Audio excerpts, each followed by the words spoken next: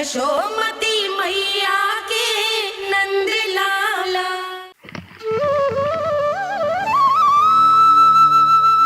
परब्रह्म ईश्वर ने पूरी सृष्टि की रचना केवल एक प्रहर में कर दी थी, किंतु जब उन्होंने स्त्री को बनाया तो उन्हीं परमेश्वर को पूरे 7 दिन और 7 रातें लग गईं, क्योंकि उन्हें स्त्री के व्यक्तित्व में मां बनने की अद्भुत क्षमता का निर्माण करना था,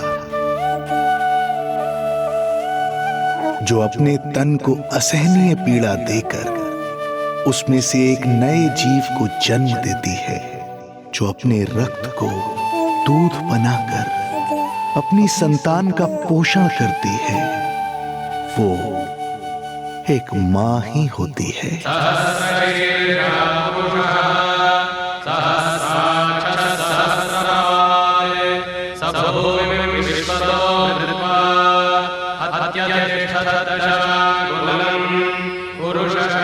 स्वयं भगवान श्री विष्णु भी मां की इस ममता से दूर ना रह पाए, विवश हो गए धरती पर अवतार लेने के लिए।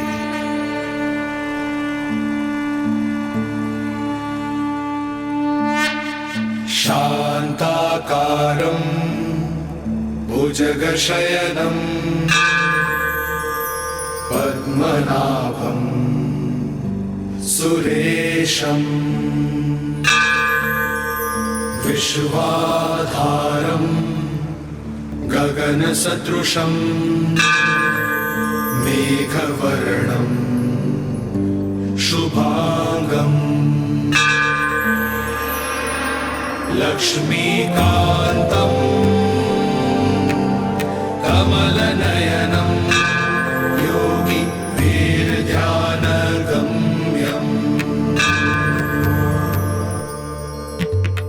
वन्दे विष्णुं भवभयहरं सर्वलोकैकनाथं वन्दे विष्णुं भवभयहरं सर्वलोकैकनाथम्।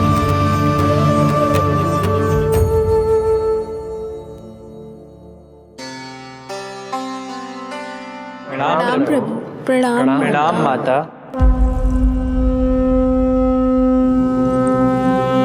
माता, प्रभु, दुष्कंस के अत्याचार दिन पर दिन बढ़ते ही जा रहे हैं।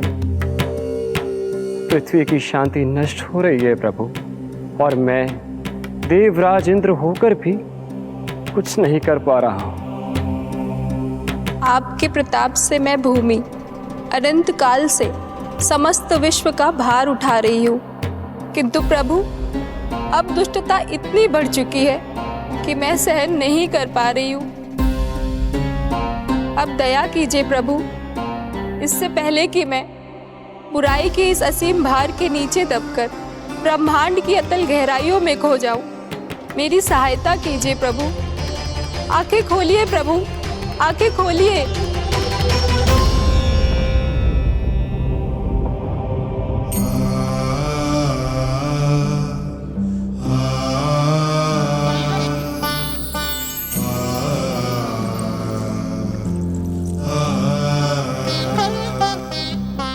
चिंता मत कीजिए, समय की पुकार को अनसुना नहीं करूंगा। मैं आप सबका कष्ट हरूंगा। मैं अवश्य अवतार लूंगा, मैं अवश्य अवतार लूंगा, मैं अवश्य अवतार लूंगा। श्री कृष्ण के रूप में, श्री कृष्ण के रूप में, श्री कृष्ण के रूप में।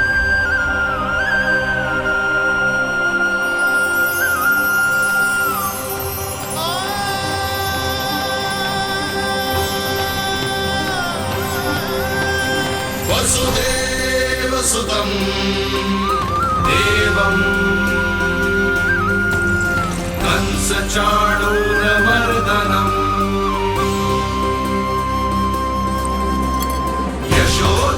यशोदपरमानन्दम् कृष्णं वन्दे जगद्गुरुम्।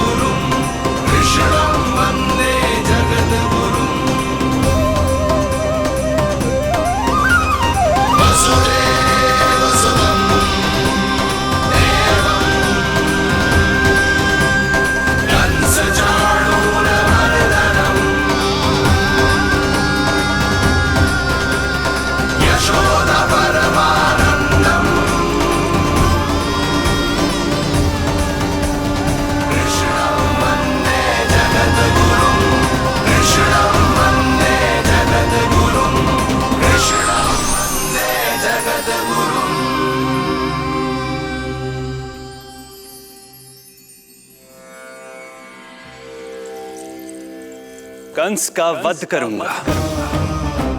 ऐसी परिस्थितियां उत्पन्न करूंगा जिनके कारण इस काल का सबसे बड़ा युद्ध होगा। कुरुक्षेत्र के मैदान में मैं सभी अत्याचारियों को एक साथ समाप्त करूंगा और इस प्रकार मैं भूमि देवी का भार अवश्य हल्का करूंगा। मैं धन्य हुई प्रभु। हम धन्य हुए प्रभु। किंतु ये सब मेरे अगले अवतार के प्रमुख कारण नहीं है। तो फिर प्रभु? मेरे अगले अवतार का सर्वप्रथम और सर्वप्रमुख कारण है मां के अलौकिक प्रेम का अनुभव करना। मैं मां की ममता के सभी रूपों का आनंद लेना चाहता हूं। उसके हाथों से भोजन करना, उसके अंग से लिपट जाना, लोरियां सुनना, संसार के सभी संकटों से सुरक्षित उसकी गोद में सोना, उसे मां मां कहकर पुकारना, सांसारिक विषयों के बारे में उससे जानना,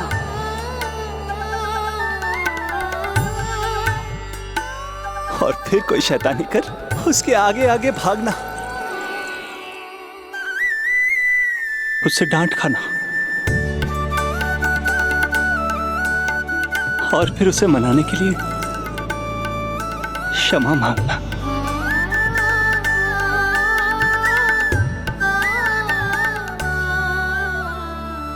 कितना आनंद आएगा जब वो मुझे दंड देने के लिए मेरे पीछे पीछे दौड़ेगी और मैं उस डर से सभी दिशाओं में भागता फिरूंगा। और फिर जब वो थककर हाँफते हाँफते रुक जाएगी तो मैं स्वयं उसके पास जाऊंगा, उसकी ममता भरी गोद में समा जाऊंगा।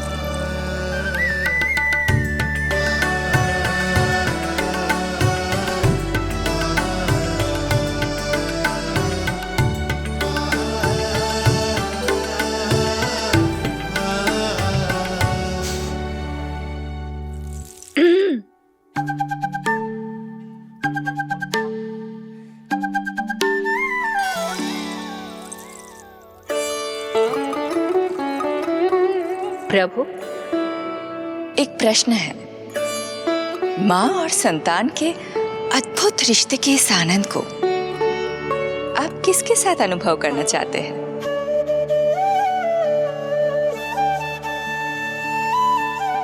प्रभु, कौन है वो सौभाग्यशाली महिला जिन्हें आपने अपनी माँ के रूप में चुना है? वो महिला है यशोदा। यशोदा।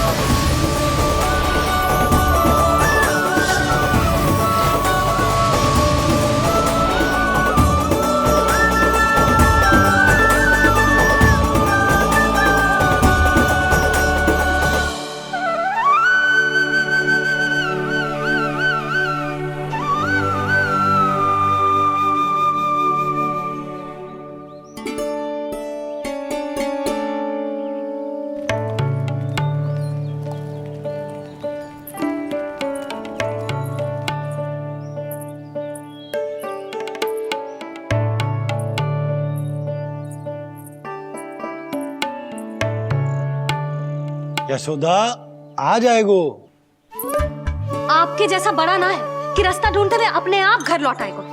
बस 6 महीने का बालक है, अबोध है। हे नारायण, क्षमा करना, अपने पति देव से ऊंचे स्वर में बात कर ली मैंने।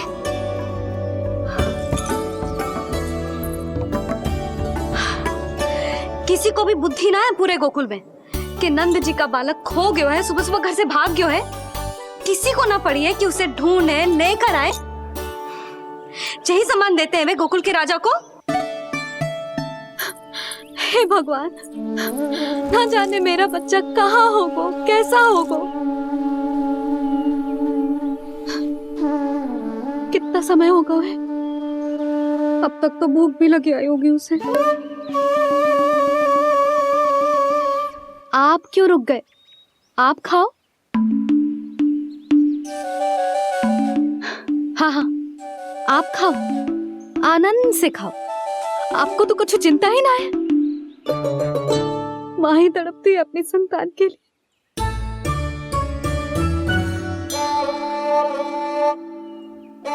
अब क्या खाली पेट काम पे जानो है? क्या कहेंगे सब कि यशोदा अपने पति को भूखा रखे? ना ना, आप खाओ, खाओ ना।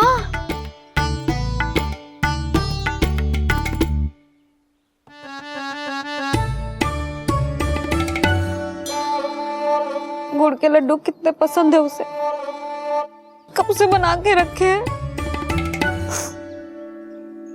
यशोदा, तुम स्वयं क्यों नहीं जाकर ढूंढती उसे? लड्डू भी खिला दियो और घर वापस भी ले आएंगे। जाओ, शीघ्र जाओ।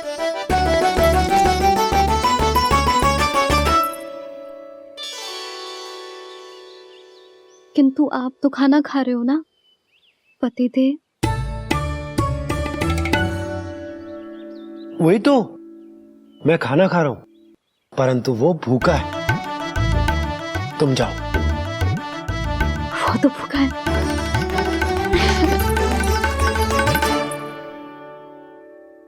ये बनेंगी श्री हरि के अगले अवतार की माँ।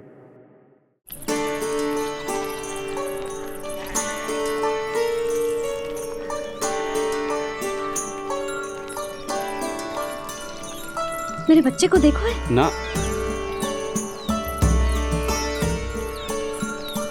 काकी, मेरे बच्चे को देखो है। नहीं नहीं,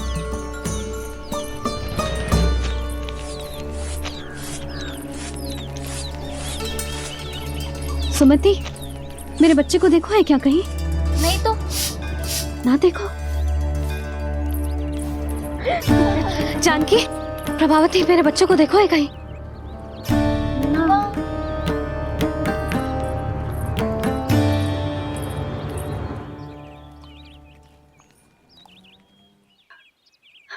कहाँ है तू? देख, तेरी मैया कितनी चिंतित हो रही है, और तू है कि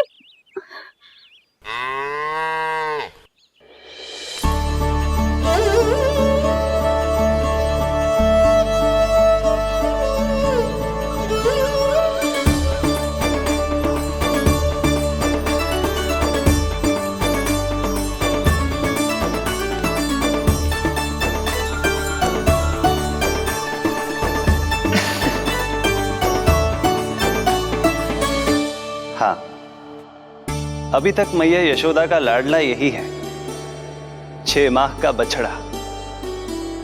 इसी पर ये अपनी सारी ममता न्योछावर करती हैं। तू फिर भाग गो। प्रतिदिन का काम होगा है तेरा। मैंने कही थी ना, मेरे बिना, अपनी मैया के बिना कहीं ना जानो है। ये संसार कितना भयानक है, कुछ मालूम है तुझे? दुष्ट भरे पड़े चारों ओर। वाह, दुनिया की अनोखी मैया और उसका अनोखा बालक, जो कि बालक है ही ना, गाय का बछड़ा है।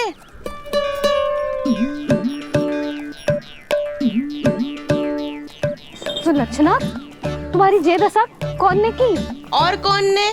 जे तुम्हारे सपूत ने कूद फाड़ के मेरे पूरे बगीचे का सत्यानाश कर दो है। मेरा रामू ऐसा कर ही ना सकता। जे क्यों आएगा तुम्हारे बगीचे में? रंग बिरंगे फूलों के लिए। फूलों के लिए? हाँ, जीप लपलपाती है इसकी मेरे फूलों के लिए। सुबह सुबह भाग के आ जाता हो इन्हें खाने के लिए। फूल खाने? सुलक्षणा, तुम्हें कछु वहम हुआ है। जे मेरा रामू है, जे फूल वूल क्यों खाएगो भला? अच्छा, तो फिर आप ही इसका मुंह खोलो और स्वयं देख लियो। हाँ तो ठीक है, असत्य के पैर ना होते जो अभी सिद्ध हो जाए वो। रामू मुंह खोल के दिखा। मैया की कहीं मानते हैं ना, मुंह खोल। रामू सुलक्षणा चाची को दिखा दे कि तूने उनके फूल ना खाए। चल मुंह खोल, मुंह खोल।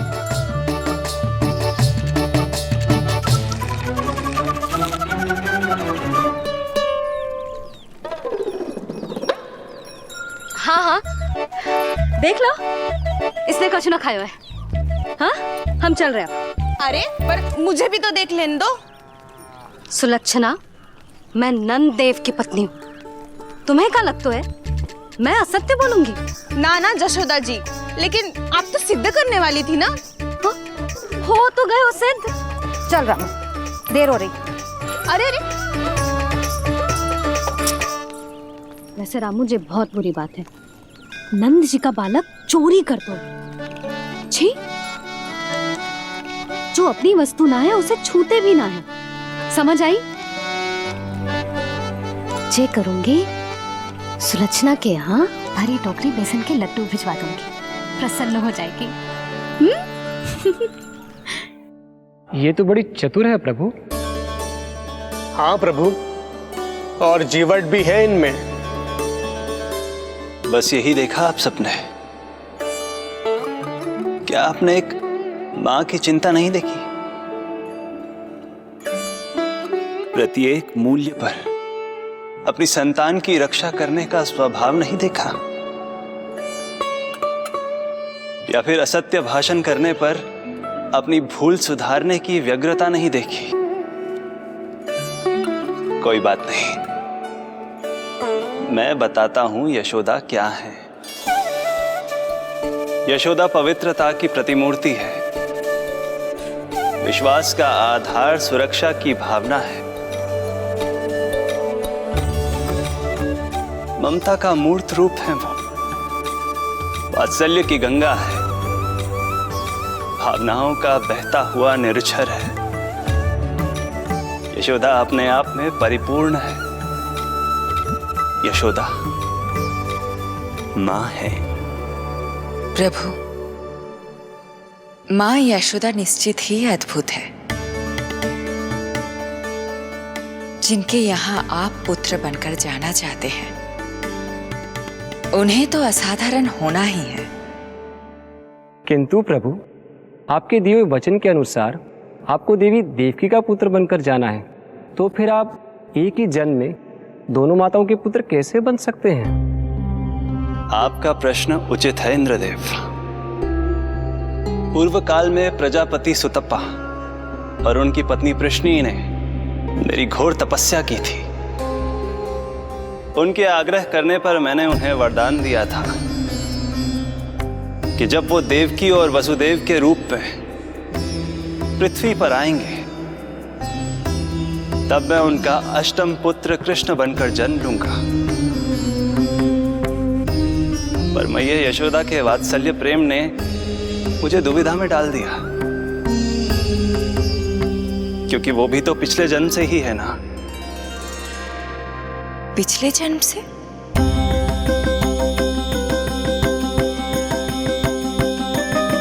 पिछले जन्म में मैया यशोदा 8 वसुओं में से एक श्री द्रोण की पत्नी धरा थी।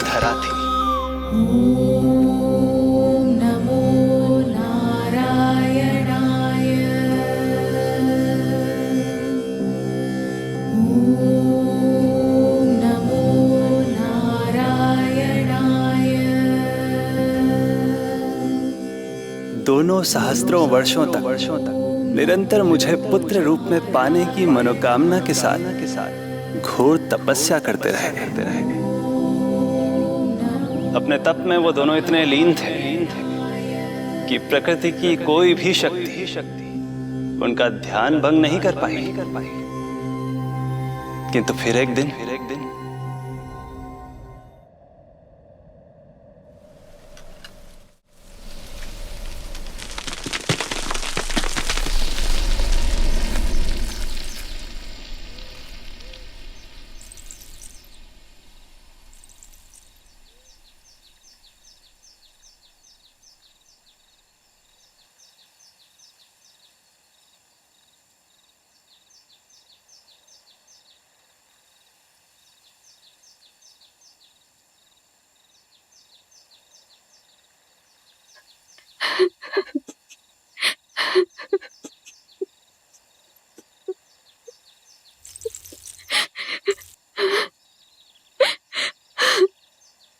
हमारे भक्ति में ऐसी क्या कमी रह गई प्रभु कि अभी तक आपके दर्शन का सौभाग्य नहीं मिला। अब तो सैकड़ों वर्ष बीत गए हैं आपका सुमिरन करते हुए।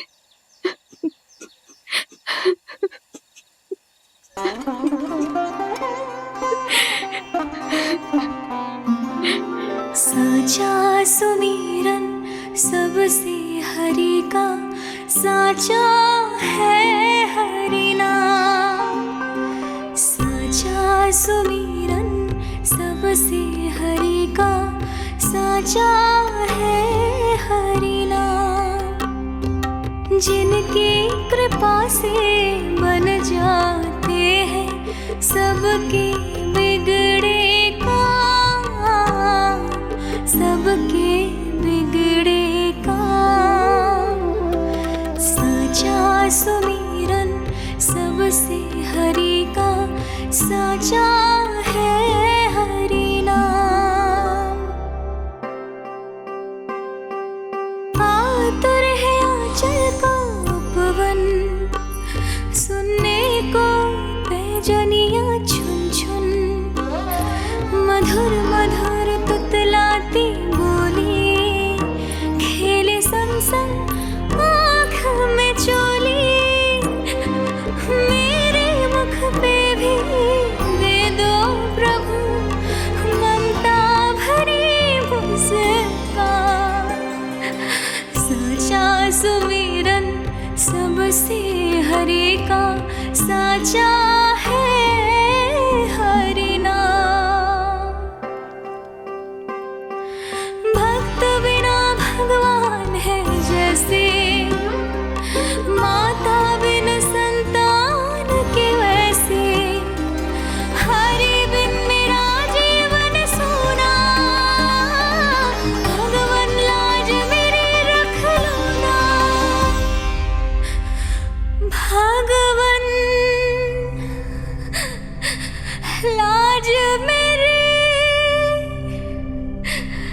रख लो ना।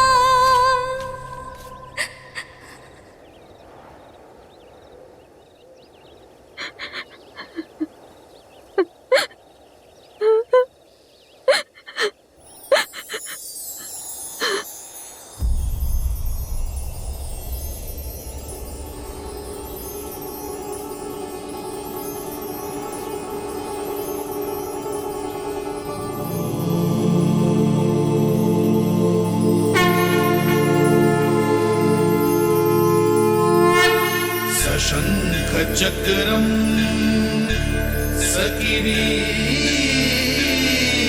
कुंडलम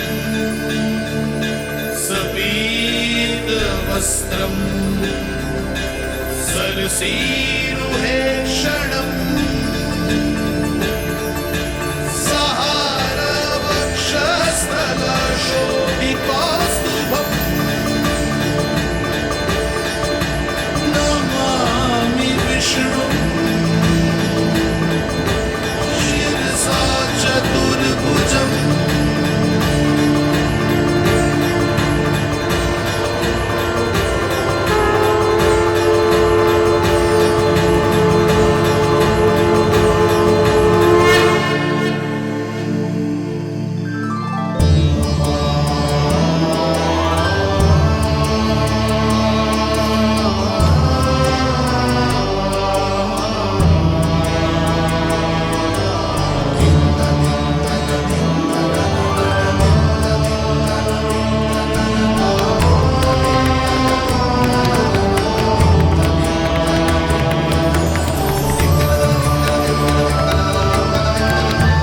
कहिए कहिए, क्या वरदान पाना चाहते हैं आप? प्रभु, हम आपकी सेवा करना चाहते हैं, परंतु भक्त की भांति नहीं, अभी तो माता पिता के समान। आपका एक पुत्र के रूप में पालन पोषण करें। आप हमें माँ पिता के भांति प्रेम दें और हम आप पर अपनी ममता न्योछावर कर सकें। बस इतनी ही इच्छा है प्रभु। आपकी इच्छा पूर्ण होगी। मैं आपकी संतान के रूप में अवश्य आऊंगा, किंतु उसके लिए आपको मेरे अगले अवतार के बाद एक और अवतार की प्रतीक्षा करनी होगी, क्योंकि अगले जन्म के लिए मैं पहले ही ये वरदान माता देवकी को दे चुका हूं। प्रभु, किसी भी जन्म में आपको अपने पुत्र के रूप में पाना मेरा सौभाग्य होगा, किंतु मेरी ममता मेरे वश में नहीं है। प्रभु, आप साक्षात मेरे सामने खड़े हैं, किंतु मेरे नेत्र आपके इस दिव्य चतुर्भुज रूप को नहीं देख पा रहे। इन्हें तो आप अभी से बाल रूप में दिखाई दे रहे हैं। मेरे भीतर उमड़ती ममता की ज्वार का अनुभव कीजिए प्रभु। केवल कल्पना मात्र से मेरा वक्ष स्थल दूध से भराया है। ये गोद तरसने लगी है, मन अभी से लोरिया गाने लगा है। मेरे इस अनुरोध को स्वीकार कीजिए प्रभु, कृपा करें। इस मां से और प्रतीक्षा ना करवाए प्रभु, और प्रतीक्षा ना करवाए। उस पल माता धरा की ममता भरी भक्ति और प्रेम भाव को देखकर मेरे मुख से भी वो शब्द निकल ही पड़ा जिसे एक बच्चा पहली बार बोलना सीखता है, माँ। माँ, माँ, माँ।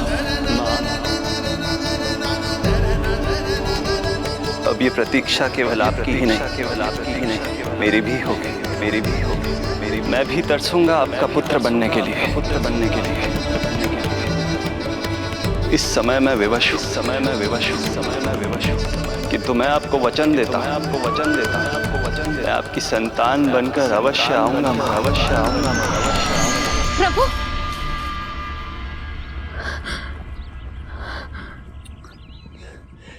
धरा, भगवान ने हमारी पुकार सुन ली। वरदान तो सभी भक्तों को मिलता है, परंतु हमें तो हरि का वचन मिला है। वो आएंगे, अवश्य आएंगे। अब हमें केवल उस शुभ दिन की प्रतीक्षा करनी है। अब और प्रतीक्षा नहीं होगी मुझसे।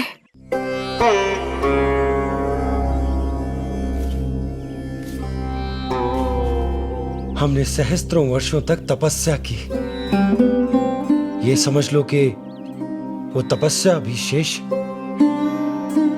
नहीं। श्री हरि को अपने सामने देखकर मेरी व्याकुलता का बांध टूट गया है।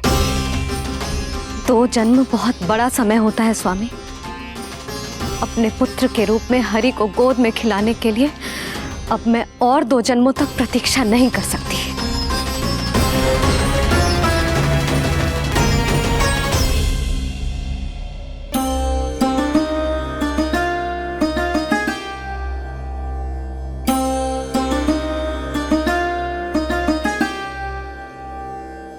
व्यर्थ हरि बिन जग ये सारा, व्यर्थ हरि बिन जीवन धारा। पूजन वंदन व्यर्थ हरि बिन, व्यर्थ धरार जीवन धारा। वरुण देव विनती सुन लीजिए, तन मेरा निर्जल कर दीजिए।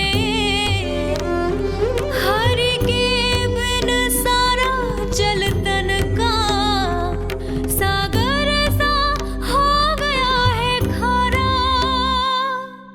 प्रभु, माता धरा की तपस्या का तेज अत्याधिक है। प्रकृति के पंचतत्व, 5 महाभूत इनकी पुकार सुनने के लिए विवश है।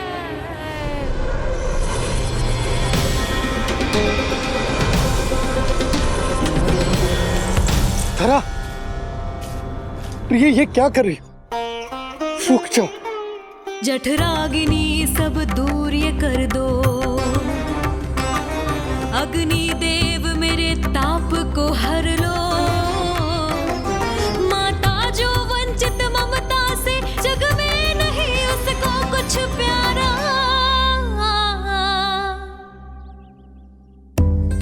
जन वंदन व्यर्थ हरि बिन व्यर्थ धरार जीवन धारा।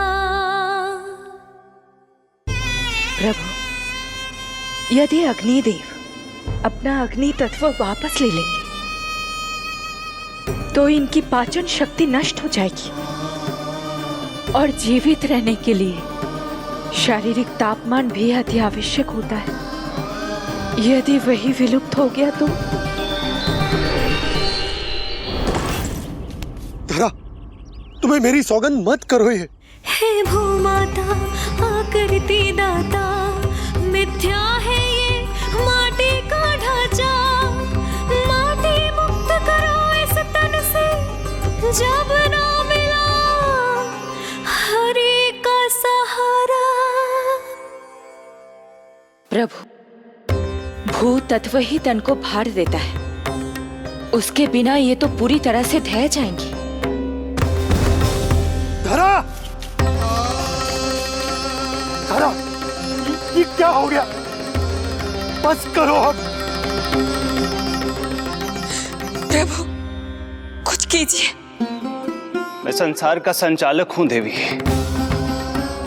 नियमों का पालन करने के लिए मैं भी बाध्य हूं। जो वचन मैं पहले ही माता देवकी को दे चुका हूं, यदि मैं चाहूं तो भी उसे तोड़ नहीं सकता।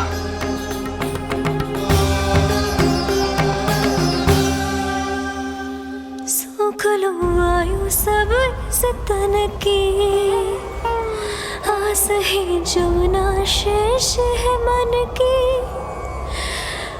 वायु देव कृपा करो अब ये, रोक दो इन श्वासों की धारा।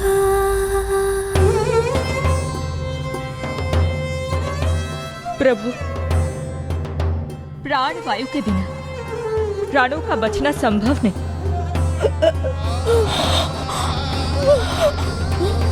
धरा, धरा, धरा, धरा, बस करो अब।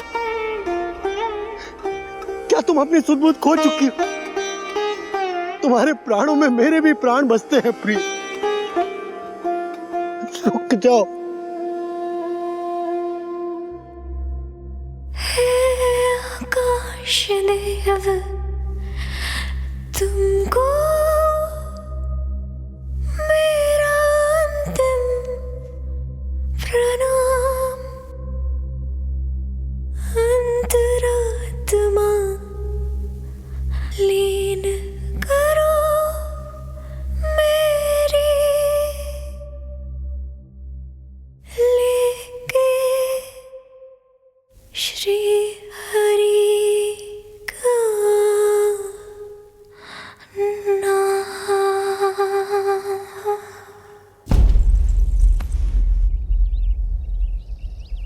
धरा, धरा, धरा, ये क्या कर लिया तुमने? धरा, कोई है, कोई है, सहायता कीजिए।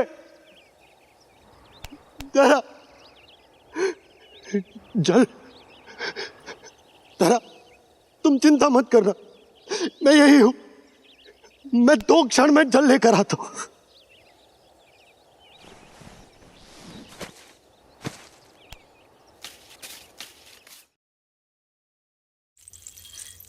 प्रभु, आप नियमों से तो अवश्य बंधे हैं, परंतु आप लीलाओं के स्वामी हैं। कोई तो उपाय निकालिए। आपने इन्हें मां कहकर पुकारा है। मां की प्राण रक्षा पुत्र नहीं करेगा तो और कौन करेगा?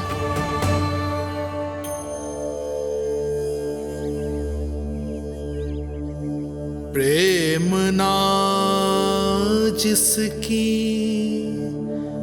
सीमा कोई, ना कोई आया की ममता के आगे विवश हुए भगवान,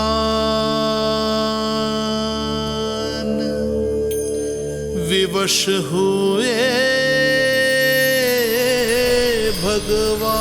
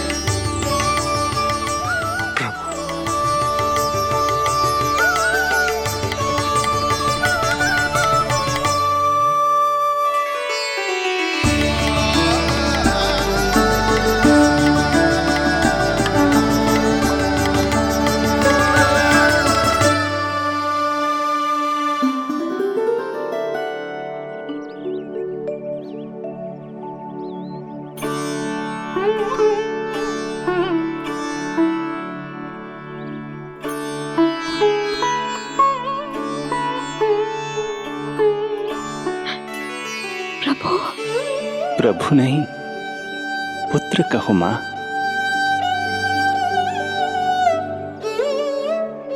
पुत्र, मेरा पुत्र, मेरा पुत्र।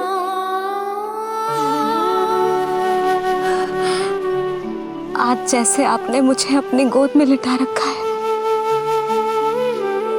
क्या कुछ ऐसा नहीं हो सकता कि शीघ्र ही मुझे आपको अपनी गोद में खिलाने का अवसर मिल जाए? आज तो मैं केवल मूर्छित हुई हूं, किंतु शीघ्र ही यदि मुझे आप पुत्र रूप में ना मिले तो मेरे प्राण चले जाएंगे। ऐसा ना कहो मां।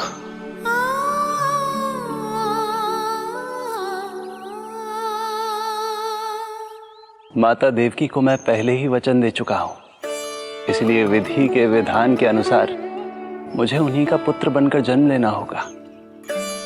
किंतु आपकी आतुरता का अनुभव करने के बाद अब मैं भी आपका स्नेह पाने से स्वयं को और वंचित नहीं रख सकता।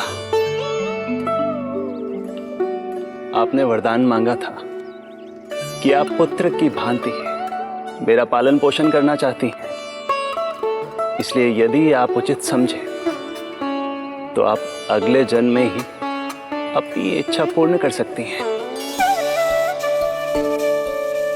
जिस आयु में संतान को अपनी मां की ममता के आंचल की आवश्यकता सबसे अधिक होती है,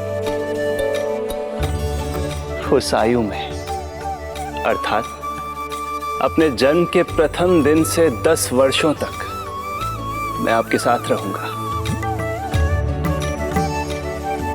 किंतु फिर मुझे अपनी जन्म देने वाली मां माता देवकी के पास लौटना होगा। ऐसा करने से मैं उन्हें दिया वचन भी निभा पाऊंगा और आपकी ममता का सौभाग्य भी प्राप्त कर पाऊंगा। यदि आपको स्वीकार हो तो।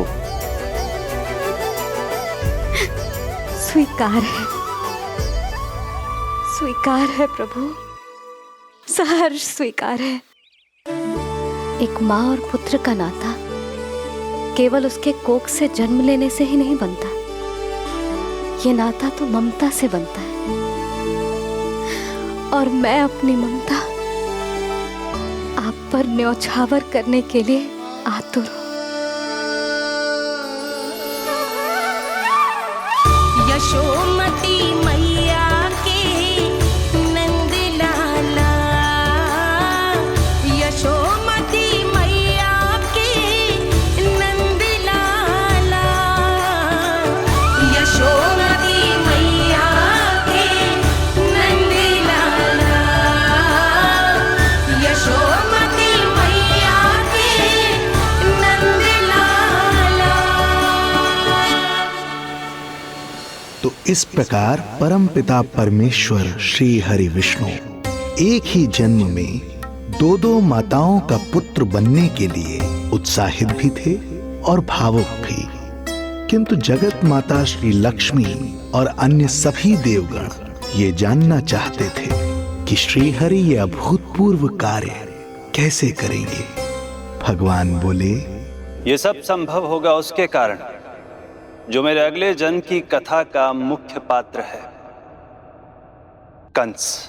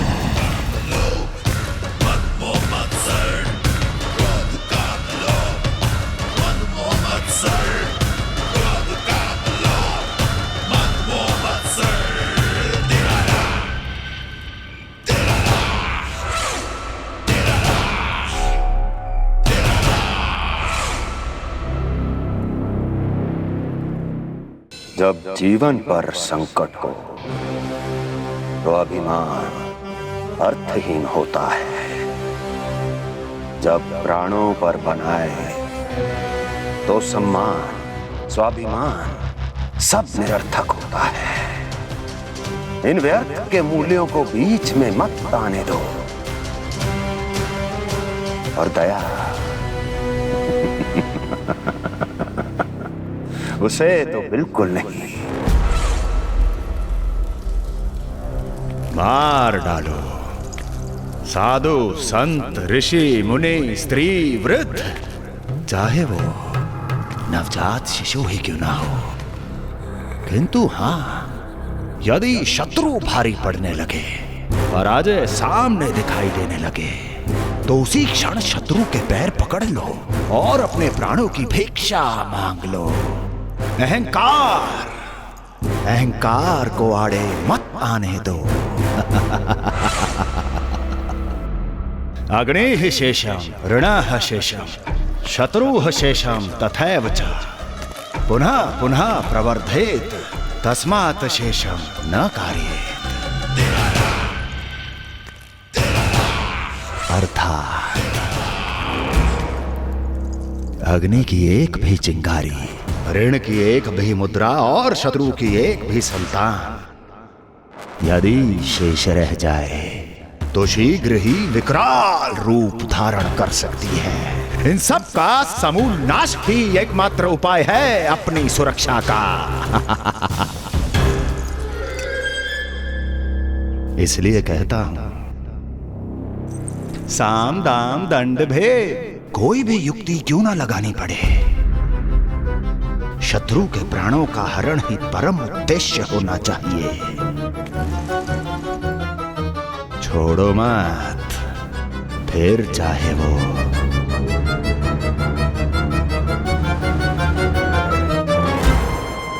विष्णु ही क्यों ना हो।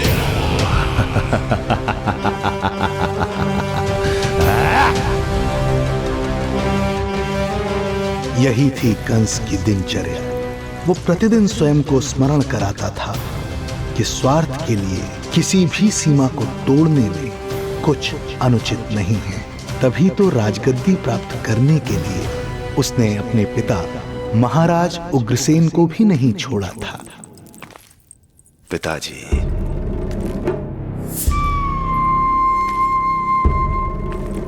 हो सके तो मुझे क्षमा कर दीजिएगा। कल्पना भी नहीं की थी कि मैं आपके साथ ऐसा व्यवहार करूंगा। आपको प्रतीत हो रहा होगा कि मैं क्रूर हूं, स्वार्थ में अंधा हो गया हूं,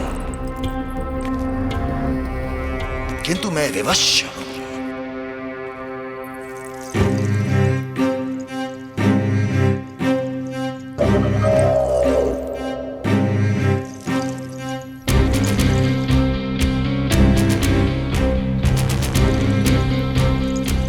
आज से सत्ता का ये भार अब मुझे उठाना पड़ेगा पिताजी, क्योंकि आप तो अत्यंत दयावान हैं। अपनी आवश्यकता से अधिक प्रेम आपको अपनी प्रजा से है, किंतु मैं ऐसा नहीं। मैं अपने शत्रुओं का काल हूं, तभी तो मेरे प्रति दुर्भावना रखने वाले मेरे सम्मुख आने से पहले दर दर कांपते हैं। इसलिए मथुरा का राज सिंहासन मेरे साथ अधिक सुरक्षित रहेगा, क्योंकि मैं आपसे अधिक उपयुक्त हूं पिताजी। मेरा विश्वास कीजिए। हृदय पर गोवर्धन पर्वत रखकर मुझे यह निर्णय लेना पड़ रहा है पिताजी।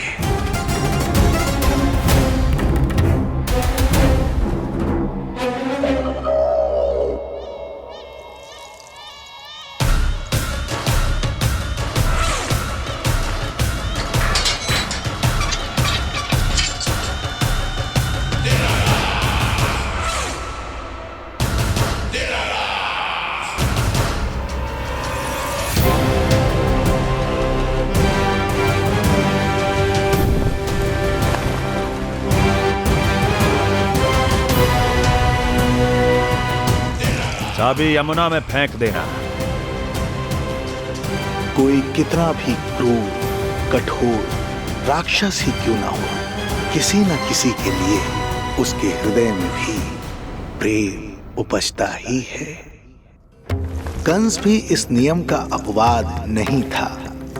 इस संसार में एक जीवात्मा ऐसी भी थी जिसे वो स्वयं से भी अधिक स्नेह करता था, और वो थी उसकी लाडली बहन देवकी।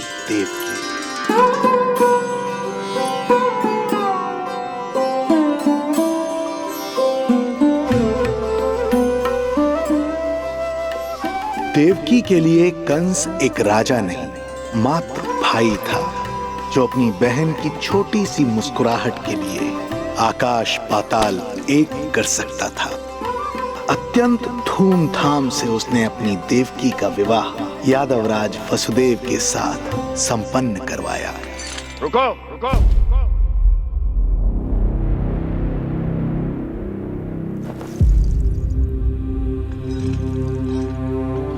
ये आप क्या कर रहे हैं? आप मथुरा नरेश हैं? नहीं कुंवर जी, आज मैं मात्र वो भाई हूं जो अपनी प्रिय बहन के साथ बस कुछ क्षण और व्यतीत करना चाहता है। कंस के हृदय में देवकी के लिए उमड़ता प्रेम का सागर तब अचानक सूख गया जब उसने ये आकाशवाणी सुनी। महापापी अत्याचारी कंस